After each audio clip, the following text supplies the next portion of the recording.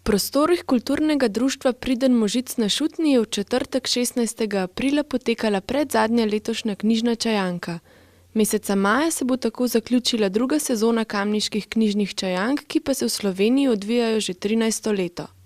Na tokratni čajanki smo skozi literaturo potovali po Afriki in odkrivali duh črne celine, ki pa jo mnogi Evropejci še vedno zelo slabo poznajo.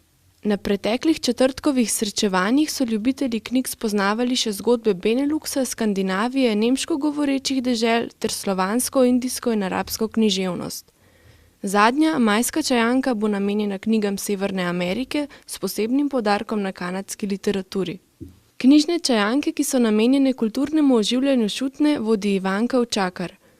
Povedala nam je, da so bile čajanke v začetku zasnovane kot srečanja dedkov in babic, ki bi želeli za svoje vnuke izbrati zanimivo knjigo, sedaj pa so postale način za promocijo branja in predstavljanje kvalitetne nove literature.